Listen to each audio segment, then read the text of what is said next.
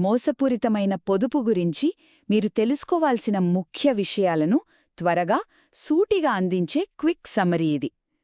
చూడండి, కొంతమంది పైకి చాలా సింపుల్గా కనిపిస్తారు కదా, కాని లోపల తమ పిసినారితనాన్ని పొదుపు అనే ముసుగులో ఎలా దాచిపెట్టి తమను తాము మోసగించుకుంటారో ఈ టాపిక్ మనకు స్పష్టంగా వివరిస్తుంది.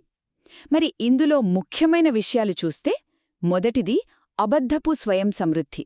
మీరు గమనించే ఉంటారు, ఎవరైనా బహుమతి ఇస్తే తిరిగి వాళ్లకేమైనా ఇవ్వాల్సొస్తుందేమో అన్న భయంతో వీరు అసలు ఏదీ తీసుకోరు. ఇది చూసేవారికి గొప్ప వైరాగ్యం అనిపించినా నిజానికి వాళ్ల జేబులో డబ్బులు ఎక్కడ ఖర్చవుతాయో అన్న భయం మాత్రమే.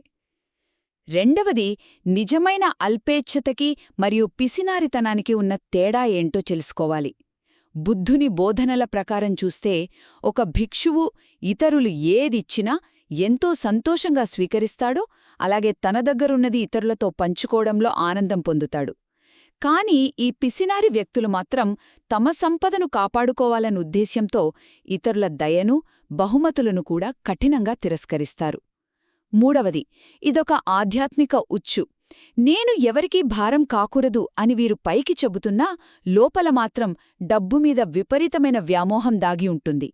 మనం ఎదుటివారికి ఎంత స్వేచ్ఛగా ఇవ్వగలమో ఇతరులు ప్రేమతో ఇచ్చినప్పుడు దాన్ని అంతే మనస్ఫూర్తిగా స్వీకరించడం కూడా జీవితంలో చాలా ముఖ్యం.